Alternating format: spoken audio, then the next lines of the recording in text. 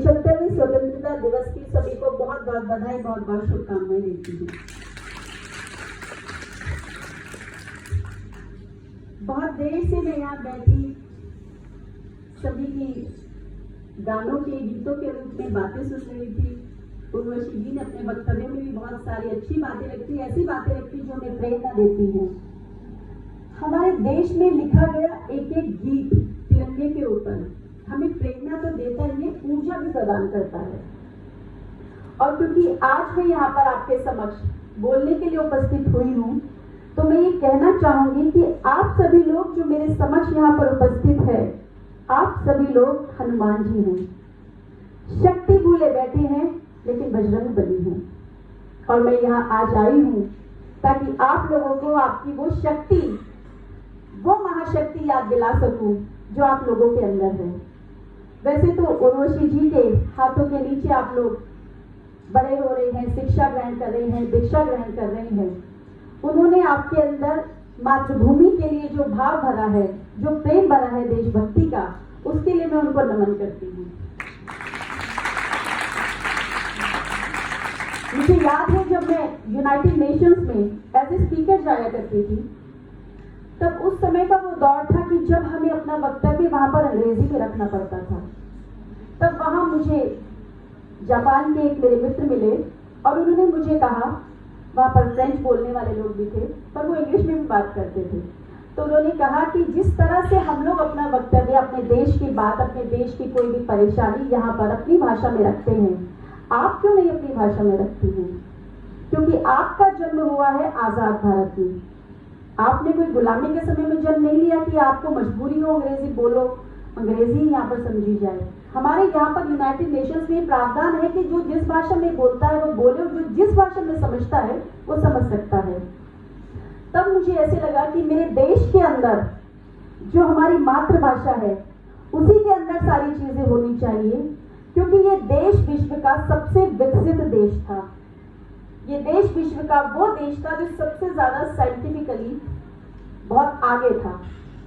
क्योंकि जब हम बात करते हैं भारत की कि भारत ने विश्व को क्या क्या दिया, तो मैं आपको बताना चाहूंगी कि सबसे पहले तो आप ये देखिए कि जितनी भी विश्व में सभ्यताएं हुई हैं, जितने भी सिविलाइजेशन हुए हैं, चाइनीज सिविलाइजेशन, मेसोपोटामियन, बेबीलोन, इनका, माया, टर्की का, ऑटोमन एम्पायर देख लीजिए, जो भी आपको ध्यान में हो, इजिप्ट का, ग्रीस का, आज कहाँ है?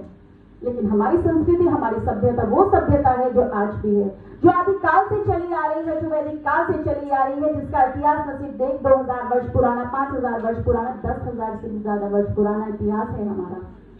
हम वो संस्कृति है, वो सभ्यता है जिसने विश्व को दिया है, क्योंकि हमने देना सीखा है। इसीलिए हमारा देश विश्व गुरु कहा जाता है। हमारे देश को एक कहा जाता है जो सभी को बांधकर जोड़कर रखता है। अपनी संस्कृति पर जरा गर्व करते हुए आप नजर घुमाकर देखिए, पूरे विश्व में जब आप इंडिया का मैप देखते हैं, उसके चारों तरफ आप जब देखते हैं कि ग्लोब जब घूमता है चारों तरफ से, आप अगर अमेरिका की बात करें तो अमेरिका में एक सड़क है मैसेच्यूसेट्स पे, वहां पर जब आप देखेंगे तो इंडोनेशिया की एम्बेसी के बाहर वहां माँ सरस्वती बैठी हैं और उनके सामने 3 बच्चे पुस्तक लेकर पढ़ रहे हैं। ये है हमारी सभ्यता। इंडोनेशिया विश्व का ऐसा इस्लामिक देश है, सबसे बड़ा इस्लामिक देश है, जहाँ की जो करेंसी है उस पर गणेश जी हैं। अभी हमने गणेश वंदना यहाँ पर की, गणेश जी को हम पूछ कर ही हर चीज की शुरुआत करते हैं, मगर वो हमारा देश नहीं, वो उनका देश है जिसकी करेंसी पर गणेश भगवान है। एक पंच कहा जाता है गणेश जी को। जानते हैं क्यों कहा जाता है? क्योंकि हमारे यहाँ पर सभी देवी देवता, सभी भगवान किसी ना किसी बात को दर्शाते हैं, किसी ना किसी चीज के प्रतीक हैं। जब आप अपने अंदर आध्यात्म की एक लॉ जगाते हैं और धीरे धीरे जब आप उस पर चलते हैं, उस लॉ पर चलते हुए आप जब अपना संपर्क दुनिया से खत्म करके आध्यात्म से जोड़ते हैं और त्रिनेत्र पे जब आपकी आंखें खुल जाती हैं अंदर से, तो इसका वो स्वरूप है कि आपका एक रास्ता बंद आपने कर दिया दूसरे रास्ते को खोलने के लिए। इसलिए एक दांत तोड़कर उनके हाथ के अंदर है, वो फेंका नहीं है। वो ये दर्शाता है हमें कि हम अपनी आध्यात्मिक यात्रा जब शुरू करते हैं, तो उस यात्रा को शुरू करने के बाद ये हमारे हाथ में कंट्रोल होता है कि हम अपने सांस लें या अपने सांस छोड़ें। क्योंकि शिव शंकर को, भोलेनाथ को हम अपने जीवन में जब देखते हैं, उनके स्वरूप से भी हम सीखते हैं। आदि योगी उन्हें कहा गया है जानते हैं आदि योगी क्यों कहा गया है? आप में से कोई बता सकता है? यही बात बताने आपको यहाँ आई है, यही सारी बातें, क्योंकि आदि योगियों में इसलिए कहा जाता है कि विश्व में जो भी योग साधना का मार्ग जिसने दिखाया है, हमारे शरीर के अंदर आप लोगों को एक शरीर दिखाई देता है, चलता फिरता है, जो पुतला आपको नजर आ रहा है, फिजिकल बॉडी, ये एक शरीर दिखता है, लेकिन ये 7 शरीर हैं। जानते हैं वो 7 शरीर क्या क्या है हमारे? पहला शरीर फिजिकल बॉडी, जिसे हम स्थूल शरीर कहते हैं। दूसरा शरीर हमारा, जब हम अपनी उम्र में, बचपन में 5 वर्ष की आयु से ऊपर जब हम हो जाते हैं, तब धीरे धीरे हमारे मन में जो भाव उत्पन्न होते हैं, इमोशंस उत्पन्न होते हैं, उसको कहते हैं एथरिक बॉडी, यानी कि हमारा दूसरा शरीर भाव शरीर। तीसरा शरीर हमारे इसी शरीर के अंदर जो दिखता नहीं है, उसे कहते हैं मनस शरीर, यानी कि जो हमारी मेंटल बॉडी है, जब हम सोच विचार करना शुरू करते हैं, ज्ञान लेते हैं, अध्ययन करते हैं, ये हमारा तीसरा शरीर है। ये सभी ज्ञान हमें शिव शंकर भोलेनाथ ने दिया है। हमारा जो चौथा शरीर है वो है एस्ट्रल बॉडी। आपने सुना होगा कि कभी कभी आप किसी को बहुत दिल की गहराइयों से याद करते हैं और वो या तो उसका फोन आ जाता है या आपको मिल जाता है, या कुछ ही दिन पहले आपने अगर किसी के बारे में सोचा हो, अचानक से आपको कहीं ना कहीं वो व्यक्ति, वो चीज नजर आ जाती है। क्यों? क्योंकि आपने अपनी अंतरात्मा में ध्यान किया, सूक्ष्म रूप से उसका ध्यान लगाया। ये हमारा चौथा शरीर है। बहुत बार आपने लोगों को सुना होगा कि वो एस्ट्रल ट्रैवल कर लेते हैं। ये मजाक नहीं है, ये देश व भूमि, भारत की भूमि है जहां पर वाकई लोगों ने एस्ट्रल ट्रैवल किया है। और चौथा शरीर हमारा जब एस्ट्रल ट्रैवल है, तो 5वां शरीर सीधा हमें स्पिरिचुअल जर्नी पर लेकर जाता है, वो है आध्यात्मिक, जिसमें हम आध्यात्मिक अपना राह चुनते हैं, अपना आध्यात्मिक सफर तय करते हैं। 5वां शरीर हमारा जो है वो है कॉस्मिक बॉडी। जानते हैं कॉस्मिक बॉडी क्या है? हम लोगों ने अपने जीवन में देखा होगा कि हमारे देश के अंदर माताएं बहनें बिंदी लगाती हैं। क्यों लगाती हैं? स्कूल से आप कॉलेज में आए, बचपन से एक बात आपको सिखाई गई कि फोकस करो, कंसंट्रेट करो, पढ़ाई में ध्यान लगाओ। लेकिन क्या किसी ने आज तक आपको सिखाया फोकस कैसे करो? क्या ये बताया कंसंट्रेट कैसे करो? ये पता है आपको? जी बिल्कुल। जो हमारा यहाँ पर एक थर्ड आई है, शिव शंकर भोलेनाथ का जो त्रिनेत्र है, ये हम सभी के पास भी त्रिनेत्र है, बस हमें दिखता नहीं। वो दिखता है आध्यात्मिक यात्रा से। तो फोकस करने के लिए, कंसंट्रेट करने के लिए, चाहे आपकी शिक्षा हो, चाहे आपका कोई भी मार्ग, कोई भी फील्ड हो, उसमें जब आप फोकस करते हैं, वो तभी फोकस करते हैं जब आप यहाँ पर ध्यान लगाएं। ये ध्यान लगाने के बाद जो हमारा आखिरी शरीर है, जिसे हम चक्रों के माध्यम से सहस्त्रार चक्र में जब जाते हैं, तो हम इस दुनिया में रहते हुए परमात्मा बन जाते हैं। और ये सभी हमारे यहाँ पर समाधि लिए हुए गुरुजन, हमारे यहाँ समाधि लिए साधु संत, ये सभी लोग पूरा करते हैं, क्योंकि उनका कंट्रोल उनकी सांसों पर हो जाता है कि कब सांस लेनी है और कब सांस छोड़नी है। तो ये सिर्फ इस देश के अंदर संभव है। और आज योगा दिवस अगर विश्व मनाता है, तो ये हमारी धरोहर है। माननीय प्रधानमंत्री जी के आह्वान पर यूनाइटेड नेशंस ने एक बार में ही इतने सारे देशों की सहमति के साथ यूनाइटेड नेशंस ने जब पारित किया कि योगा दिवस 21 जून को मनाया जाना चाहिए, तभी हमारे देश की वजह से ही हो पाया। गर्व करना चाहिए हमें अपने देश पर, क्योंकि अपनी ताकत, अपनी शक्ति को हम भूले बैठे हैं। आज विश्व मना रहा है 2022, जॉर्जियन कैलेंडर के हिसाब से 2022 ही चल रहा है। लेकिन जानते हैं हम लोग कितने एडवांस हैं? हम लोगों का कौन सा सन चल रहा है? हम लोग चलते हैं संवत के हिसाब से, और हमारा जो संवत चल रहा है 2079, यानी कि हमारा 2079 हमारा संवत चल रहा है। और इससे भी पीछे अगर हम जाएं, युधिष्ठिर संवत जिसकी हम बात करते हैं, वो है 5260, और उससे भी पहला जब इस सृष्टि शुरू हुई थी, वो संवत जानते हैं आप कौन सा है?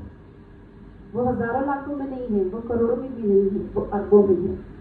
आज केवल हिंदुस्तान, जिसे अगर हम अपनी साइंटिफिकली अगर हम उसकी बात करें, तो उसमें भी ये कहा जाता है कि एकमात्र ऐसा विश्व में देश है भारत, जिसके यहाँ पर गणना जब पृथ्वी की जाती है कि कितने वर्ष पुरानी पृथ्वी है, तो हमारे यहाँ ब्रह्म संवत चलता है। और ब्रह्म संवत की जो आयु है वो 1,97 करोड़, उसमें 97 करोड़ से भी ज्यादा उसमें आती है। तो ये सिर्फ हमारा देश है जो पहुंच पाया। और आज कॉस्मोलॉजिस्ट ये बताते हैं कि सिर्फ भारत ऐसा देश है जो 2 अरब के आसपास पहुंच चुका है, बाकी और कोई विश्व में पहुंच नहीं पाया, जबकि पृथ्वी की आयु उनके अकॉर्डिंग 4 बिलियन बताई जाती है, 4 बिलियन ईयर्स।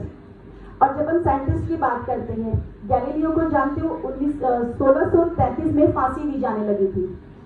किस बात पर दी जाने लगी थी? उन्होंने कहा था धरती गोल है, अब वो उसके सन के चारों तरफ घूमती है, बाकी चर्चे। बिल्कुल बिल्कुल सही। गैलीलियो को ये कहकर उनको फांसी दी जाने लगी थी कि उन्होंने ये कहा था कि जो हमारे यहाँ पर कहा जाता है बार बार कि सूर्य पृथ्वी के चारों ओर चक्कर लगाता है, ये बात गलत है। जबकि भारत को तो ये आदिकाल से पता है कि पृथ्वी सूर्य के चारों ओर घूमती है, क्योंकि विश्व को जो बात अब पता चल रही है वो हमें सालों से पता है, वो हमें न जाने कितने हजारों वर्षों से पता है। अगर धरती अपनी धुरी पर चलती, क्योंकि हम सभी जानते हैं, भारत के जो लोग हैं, अब तो खैर विश्व भी जानता है कि 23.5 डिग्री पर धरती घूमती है। अगर धरती अपनी ही धुरी के हिसाब से घूमती पूरी तरह से सेंटर में, तो जो सूर्य की किरणें अगर इक्वेटर पे पड़ती तो वो इतनी तपिश वहां पर पैदा हो जाती कि नॉर्थ पोल साउथ पोल तो जल जाते और इक्वेटर के पास का सारा एरिया रेगिस्तान बन जाता। लेकिन इस तरीके से उसको बनाया गया है कुदरत ने कि जब पृथ्वी घूमती है 23.5 डिग्री की टिल्ट होने के बाद, तो वहां पर जो उसकी धुरी है, उसके बाद हम लोगों को इतने वर्षों से पता चला है कि जब दक्षिणायन से उत्तरायण की तरफ सूर्य जाता है तो तब हम मकर संक्रांति मनाते हैं। हमारे वेदों में लिखा है, हमारे पुराणों में लिखा है, हमारे यहाँ सब जगह लिखा है कि पृथ्वी सूर्य के चारों ओर घूमती है, पृथ्वी गोल है। मगर उन लोगों को ये पता था पृथ्वी चपटी है, उन लोगों को ये पता था कि पृथ्वी सीधी आड़ी टेढ़ी, न जाने पृथ्वी के क्या क्या रूप वो निकालते थे। पर जो बात हमारी इतने वर्षों से जानी हुई है, वो बात उन लोगों को आज पता चली है। एक बात की आपको बात बताती हूँ, क्योंकि 12वीं शताब्दी में नालंदा को ध्वस्त कर दिया गया था, जला दिया गया था, हमारे ज्ञान को मिटाया गया था। लेकिन उसके बावजूद भी हमारे देश के अंदर 18वीं शताब्दी तक भी पूरे विश्व के सबसे ज्यादा स्कूल कॉलेजेस गुरुकुल के रूप में 7,32,000 थे। इतने बड़े तादाद में हमारे यहाँ पर जब गुरुकुल थे, इतना ज्यादा इंटेलेक्ट था, इतना ज्यादा ज्ञान का भंडार था, तो हमारे यहाँ जानते हैं कि किसी परंपरागत तौर पर हमारे यहाँ लोगों को स्टील बनाना आता था। आज क्योंकि मैं साइंस की स्टूडेंट रही हूँ, तो मैं आपको बताना चाहूंगी कि मेटलर्जी के डिपार्टमेंट में भी अगर आप जाएंगे, थ्योरेटिकली आपको पता होगा, लेकिन वैसे आप जानते नहीं होंगे कि स्टील किस तरह से बना जाता है। और हमारे यहाँ एक गांव के अंदर दबा कुचला से व्यक्ति भी उस समय पर जानता था स्टील कैसे बनाया जाता है, क्योंकि मध्य प्रदेश में सरगुजा नाम की एक जगह है, वहां पर 10,000 कारखाने उस समय पर थे जब स्टील बनाया जाता था। और जब ब्रिटिश सरकार ने अपने यहाँ से विलियम एडम्स को 1920 में भारत भेजा, तुम जाओ भारत में सर्वे करके आओ कि उनका ज्ञान क्या है, उनके यहाँ पर कैसी मैन पावर है, टेक्नोलॉजी क्या है, वो कैसे इतना ज्यादा समृद्ध देश है। तो जब यहाँ पर विलियम एडम आया, उसने वहां पर जिस तरह हमारे यहाँ पर लोकसभा है, जिस तरह हमारे यहाँ पर राज्यसभा है, ऐसे ही ब्रिटेन में हाउस ऑफ कॉमन्स है, हाउस ऑफ लॉर्ड्स है। तो वहां की जो आर्काइव्स है, वहां की जो लाइब्रेरी है, वहां पर जो दस्तावेज रखे हुए हैं, उन दस्तावेजों के ऊपर ही सारा सर्वे करने के बाद, उनको निकलवाने के बाद ही हमारे देश में जब ये पता चला है कि वो लोग भी हमारे यहाँ से सर्वे करके गए थे और उनको हैरानी हुई थी कि आज भी मध्य प्रदेश के अंदर ऐसे लोग कहीं कहीं पर मौजूद हैं जो उस समय पर विश्व का सबसे बढ़िया स्टील बनाते थे। क्योंकि मैं महरौली की रहने वाली हूँ, महरौली के पास मेरा गांव रजौली दिल्ली में पड़ता है, तो एक बात आपको बहुत खास बताना चाहूंगी। वहां पर एक ऐसा खंबा है कि जो उस स्टील का बना है जिसपे आज तक इतने वर्षों से जंग नहीं लगा, और वो स्टील मेरे देश का स्टील है। तो ऐसी टेक्नोलॉजी हमारे यहाँ पर थी, इतनी बड़ी बड़ी हमारे यहाँ पर विज्ञान के सब्जेक्ट्स पढ़ाए जाते थे। सभी लोगों ने शकुंतला जी का नाम भी सुना होगा, बहुत लोग जानते होंगे, पीछे मूवी भी एक आई थी। जानते उनको क्या आता था? वो कैसे 10 डिजिट्स की कैलकुलेशन कर लिया करती थी, वैदिक मैथ। ये हमारे देश की धरोहर है जो पूरे विश्व में किसी के पास नहीं है, और आज भी उन लोगों के पल्ले नहीं पड़ता, उनको समझ नहीं आता। क्यों? क्योंकि हमारे यहाँ से निकला है, हमारे बच्चे पढ़ लेते हैं, समझ लेते हैं, कैलकुलेशन विद इन सेकंड्स को उंगलियों पर फिंगर्स पर ऐसे कर लेते हैं जैसे कितनी बड़ी बड़ी कैलकुलेशन उनको दी जाए, जैसे इनके अंदर दिव्य शक्ति हो। ये हमारे देश की धरोहर है। हमारे यहाँ पर धर्म से, वेदों से ज्ञान को जोड़ा जाता है, लेकिन उनके यहाँ पर ये सब चीजें नहीं है। इसीलिए एक बात कहना चाहूंगी कि जब मैकॉले हमारे देश के अंदर आया और उसने देखा कि इतनी बड़ी शिक्षा प्रणाली भारत के अंदर है, इतना ज्यादा ज्ञान, इतना ज्यादा कौशल, इतना ज्यादा जिस देश के अंदर समृद्ध देश है, तो क्यों ना इसको बिगाड़ा जाए। तब मैकॉले ने सारा षड्यंत्र रचा जो आज हम सभी लोग अपनी भाषा को भूलकर उन लोगों की भाषा में ज्ञान लेते हैं। क्योंकि आप देखिए कि किसी भी चीज का मौलिक रूप से, बेसिक तरीके से, मुझे लगता है कि शायद हिंदी इतनी ज्यादा शुद्ध है कि कुछ बच्चों की अगर ध्यान नहीं आ रही हो, तो मैं बताना चाहूंगी कि मौलिक चिंतन जब आप किसी चीज का करते हो तभी आप कुछ खोज कर पाते हो। और इसीलिए ही दूसरे देशों में अगर आप जाओगे, जो देश वर्ल्ड वॉर 2 के बाद खराब हो गए थे, बर्बाद हो गए थे, ऐसे देशों में सबसे पहला नाम जो पूरी तरीके से खत्म हो गया था वो है फ्रांस। उसके बाद जो सबसे बर्बाद देश था जापान, स्पेन, जर्मनी, ये ऐसे देश है जो खड़े होने की सोच नहीं सकते थे, लेकिन आज वो देश इतने ज्यादा डेवलप कंट्रीज की लिस्ट में आते हैं। क्यों? उसका क्या कारण है? उसका कारण, जो मुख्य कारण है, बहुत ध्यान से सुनिए, वही आज आपको पूरी बात का निचोड़ देने आई हूँ। उन लोगों ने अपने यहाँ पर कुछ नियम बनाए थे, और वो नियम ये बनाया था कि हमारे यहाँ का कोई भी ज्ञान, कोई भी इंटेलेक्ट हम दूसरे देश नहीं जाने देंगे। उन लोगों ने अपने यहाँ पर ये नियम बनाया। खास तौर पर मैं आपको जापान से शुरू करती हूँ। जापान ने अपने यहाँ पर एक एग्रीमेंट साइन कराते हैं वो लोगों से कि आप दूसरे देश में हायर एजुकेशन के लिए जाइए, आप दूसरे देश में वहां से ज्ञान लेकर आइए, इंटर्नशिप के लिए जाइए, लेकिन आप नेशनल सर्विसेज अपने देश में दीजिए। उन्होंने डिसाइड किया था कि जब हमारे यहाँ पर हमें लगे कि हमारा ज्ञान सरप्लस में है, बहुत ज्यादा हो गया है, तब हम दूसरे देशों में जाने की अनुमति देंगे। लेकिन आज मेरे देश का ज्ञान दूसरे देशों में जाकर सर्विस करता है। आप यहाँ पर वो खोज कर सकते हैं, आप यहाँ पर वो चीजें पैदा कर सकते हैं, आप यहाँ पर अगली पीढ़ी को देकर जा सकते हैं, लेकिन आप लोग वहां पर जाने की सोचते हैं, जिसे हम अमेरिका कहते हैं। जो अभी अमेरिका का जन्म तो अभी कोलंबस ने किया, हम लोग तो कब से हैं। हमारा देश वो देश है कि जिसकी सभ्यता, जिसकी संस्कृति पूरे विश्व में इतनी ज्यादा मजबूत है कि अगर आप लोग कभी थाईलैंड गए होंगे और पुराने राजा का आपने महल देखा होगा, तो वहां पर ये कहा जाता है कि राजा को हम संबोधित जो करते हैं रामा 10th के नाम से करते हैं, किंग रामा 10th। जानते हैं क्यों? क्योंकि विष्णु का अवतार मानते हैं अपने राजा को। और वहां पर जो उनके महल के चारों तरफ, पुराने महल के चारों तरफ 256 गरुड़ लगे हैं, वो हमारी सभ्यता है। वो इसलिए लगे हैं क्योंकि विष्णु जी का वाहन था। सभी लोग जानते हैं विष्णु जी का वाहन गरुड़ था, इसीलिए हमारे देश की सभ्यता बहुत दूर दूर तक फैली है। जानते हैं बलूचिस्तान हमारा हिस्सा हुआ करता था, वहां के लोग हिंदुलाज माता को पूजते हैं और कहते हैं भारत माता की जय, क्योंकि उनके मन में भी भारत माता है, उनके मन में भी तिरंगा लहराता है। वो अपने आपको पाकिस्तान का हिस्सा नहीं मानते, वो कहते हैं हम पाकिस्तानी नहीं हैं, हम लोग तो हिंदुलाज माता को पूजने वाले लोग हैं। इसी तरह झारखंड में ठाकुरेश्वरी को पूजा जाता है। और साउथ कोरिया का हमसे बहुत गहरा रिश्ता है, क्योंकि साउथ कोरिया के लोग अयोध्या को अपना ननिहाल मानते हैं, और वो ननिहाल अयोध्या को इसलिए मानते हैं कि वहां पर रत्ना सूरी जो उनकी राजकुमारी, राजमाता जिन्हें कहा गया है, वो अयोध्या की बेटी थी।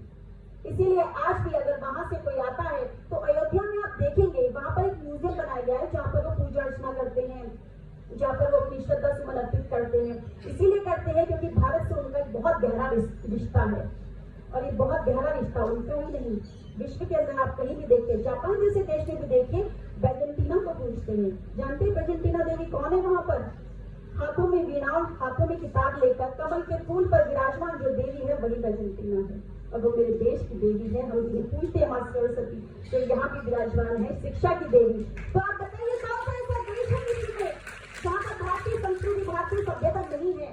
तो गर्व कीजिए अपने आप पर।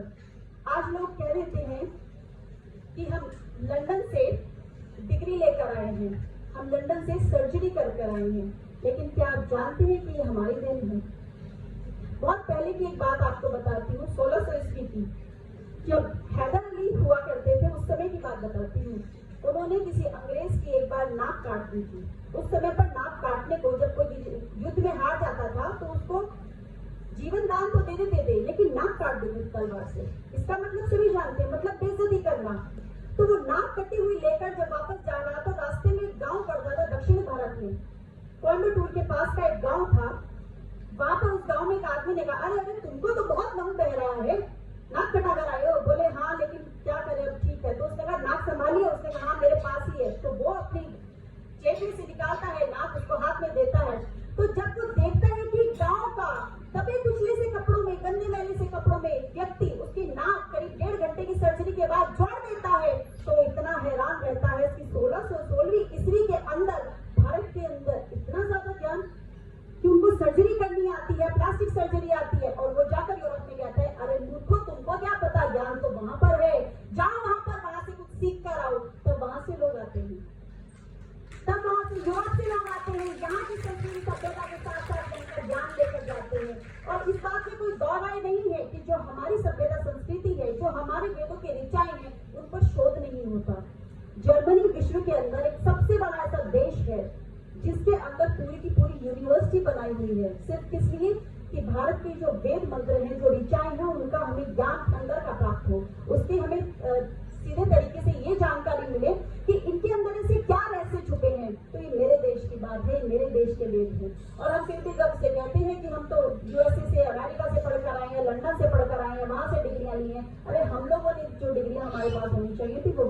रही है, क्योंकि हमारे लोग पेटेंट रजिस्टर नहीं कराते थे, हमारे लोग कोई नाम नहीं लिख पाते थे, हमारे लोगों ने कोई आविष्कार में दिखाया नहीं, क्योंकि हमारे यहाँ तो सब चलता आ रहा है। एक बार की बात है कि लोग कहते हैं आर्यभट्ट ने शून्य, हमारे यहाँ पर जो कहा जाता है कि शून्य किसने डिस्कवर किया, किसने शून्य की खोज की, आर्यभट्ट ने। लेकिन फिर महाभारत का युद्ध कैसे हुआ, फिर ये बताइए कि जो सेना थी वो कैसे काउंट हो गई। फिर सबसे पुरानी बात, करीब 7000 वर्ष पुरानी बात आपको बताती हूँ, श्री राम जी की जन्म कुंडली कैसे बन गई, क्योंकि बिना प्लैनेटरी कॉम्बिनेशन के, बिना इन सब आंकड़ों के, बिना मैथ्स के तो ये सब संभव ही नहीं है। तो ये हमारे यहाँ तो कब से चला रहा है, आर्यभट्ट की तो सिर्फ किताब में मिला था। ये वो चीज है जो हमारे पास, हमारी धरोहर सालों साल चलती आ रही है, क्योंकि विश्व को हमने दिया है, विश्व को लिखना हमने सिखाया, पढ़ना हमने सिखाया, बोलना हमने सिखाया। क्योंकि सबसे पुरानी जो लिपि है पूरे विश्व में वो देवनागरी लिपि नहीं, ब्राह्मी लिपि है, जो हमारी लिपि है, जो हमारी देव है। सबसे पुरानी भाषा संस्कृत भाषा है, क्योंकि लोग अक्सर कहते हैं कि अंग्रेजी में बात करो, अंग्रेजी में बात करने से आपका मान सम्मान समाज में बढ़ता है, लेकिन फ्रांस वाले तो नहीं करते।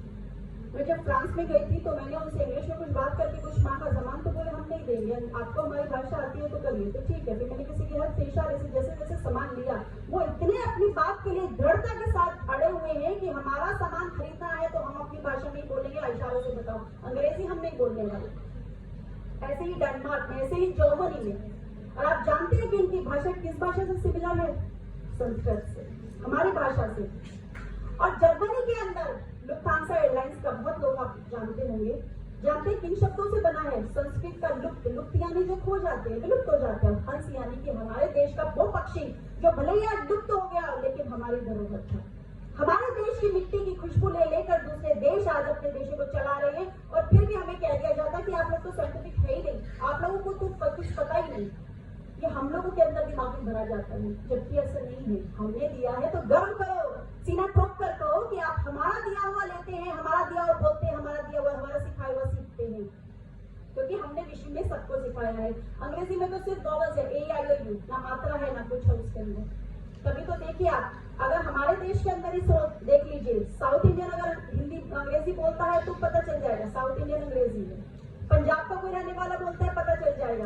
लेकिन संस्कृत भाषा का कभी पता चला है क्या कि मंत्रों का उच्चारण काशी विश्वनाथ में क्या हो रहा है, दक्षिण भारत में क्या हो रहा है, रामेश्वरम में या केदारनाथ में क्या हो रहा है, सब जगह एक सेम है, क्योंकि हमारा जो टॉनिक जो साउंड है हमारे वो बिल्कुल अलग है, हिंदी के हो या संस्कृत के। बहुत जबरदस्त तरीके से हमारा ये सब बनाया गया, हमारी ग्रामर व्याकरण पर इतना बहुत बड़ा काम किया गया है कि जो बिल्कुल डिफरेंट है। अंग्रेजी के अंदर जो मूल शब्द जानते हैं सिर्फ 65,000 है, जिसको घुमा फिरा के आप कैसे भी बोल लीजिए। लेकिन हिंदी भाषा के अंदर जानते हैं कितने मूल शब्द हैं? 80 लाख। और छोड़िए, संस्कृत का बताती हूँ, संस्कृत भाषा के अंदर शब्द जो है 102 अरब 88 करोड़ है। ये संस्कृत भाषा है। ये हम जो हमारे पास है उसे विलुप्त कर दिया। आज आप लोगों को शिक्षा ग्रहण करने की जरूरत नहीं पड़ती अगर हमारी वही सब चलता। हम परंपरागत तरीके से चीजें बनाते रहते, क्योंकि मेरा ये देश, एस्ट्रोफिजिक्स मेरे देश में पढ़ाई जाती थी जो आज कहीं मुझे नजर नहीं आती। आप जानते हो जब मैकोले ने यहाँ पर गुरुकुलों पर पाबंदियां लगाई थी, उस समय पर मद्रास प्रेसिडेंसी ने वहां पर जो स्कूल्स थे, क्योंकि पूरा साउथ गुजरात प्रेसिडेंसी के अंतर्गत वहां पर उस समय पर आता था, और उसके अंदर 1.5 लाख कॉलेजेस थे। उन 1.5 लाख कॉलेज में हायर एजुकेशन के लिए 28,000 यूनिवर्सिटीज थी जो बड़ी उसके अंदर एजुकेशन देती थी। और गांव टोटल जानते हैं कितने थे?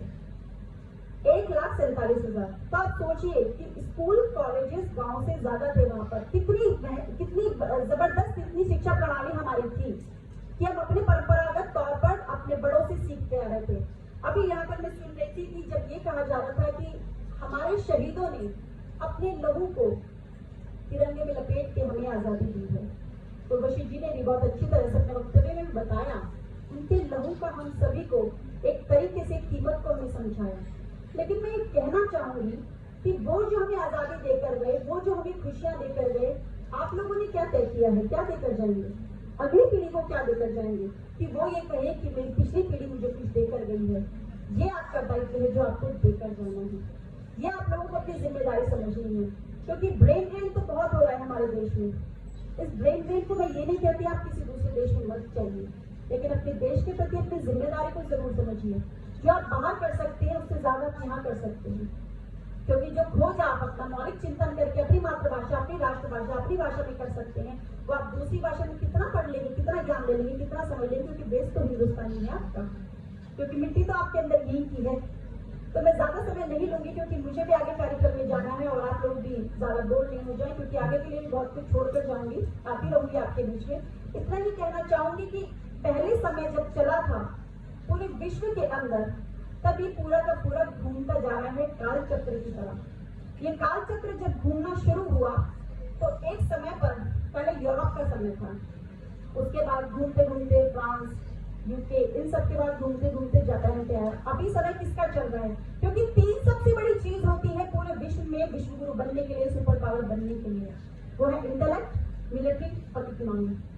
तो आप खुद समझदार हैं कि जब चाइना का समय चल रहा है तो घूमते घूमते ये सुई किस देश की तरफ आ रही है? वही देश अगला विश्व गुरु बनने जा रहा है। और ये तब संभव है जब नरेंद्र मोदी जी के हाथ मजबूत करते हुए आप लोग अपने आप को, अपने राष्ट्र को मजबूत करें, क्योंकि हम सभी मजबूत तभी होंगे जब आप सभी लोग मजबूत होंगे। और कोई भी देश 2 चीजों से सबसे ज्यादा चलता है, या तो लक्ष्मी और सरस्वती। ये 2 अगर देश के अंदर मजबूत है तो देश चलता है। और आप सभी लोग भली भांति जानते हैं कि इन दोनों को जिस चीज पर विराजमान किया गया है, जो इन दोनों के विराजमान होने की चीज है, आप सभी समझदार है कि देश को उसकी कितनी जरूरत है। तो कमल को कभी मत भूलिए, क्योंकि ये हमारा राष्ट्रीय फूल तो है ही, साथ ही साथ इन देवियों को यहाँ देश में टिका के रखने का भी एक, आप समझ लीजिए कि एक रास्ता है। जितना देर तक यहाँ पर कमल टिकेगा उतना ही रास्ता ज्ञान के लिए भी आसान होगा, स्मृति के लिए भी आसान होगा, इस देश के विकास के लिए भी आसान होगा, करने के लिए भी आसान होगा, और आप सभी लोगों को ऊंचाइयों पर ले जाने के लिए रास्ता तभी आसान होगा जब जब कमल विराजमान होगा। इन शब्दों के साथ आप सभी लोगों को अगले 25 वर्षों के लिए जिस अमृत काल को नरेंद्र मोदी जी का जो इस सपना है, पिछले वर्ष ये जब 75वां वर्ष आजादी का हमारा शुरू हुआ था, उसमें नरेंद्र मोदी जी ने सपना देखा कि आजादी के ये अगले 25 वर्ष जब हम आजादी की शताब्दी मना रहे होंगे, तब वो जो गोल्डन पीरियड है हमारा सुनहरा वो जो समय चलेगा वो अब से शुरू हुआ है। और अब अगले 25 वर्ष हमारे देश के लिए बहुत ज्यादा महत्वपूर्ण है, क्योंकि आने वाले समय में हम उस टेक्नोलॉजी को भी निकाल लाएंगे जो परंपरागत तौर पर हमारी पिछली पीढ़ी से हमें मिल जानी चाहिए थी। हम अपने देश को स्वर्णिम युग की तरफ लेकर जा रहे हैं, क्योंकि विश्व गुरु भारत बनने जा रहा है। इन्हीं शब्दों के साथ अपनी वाणी को विराम देती हूँ। बहुत बहुत धन्यवाद। जय हिंद, जय भारत।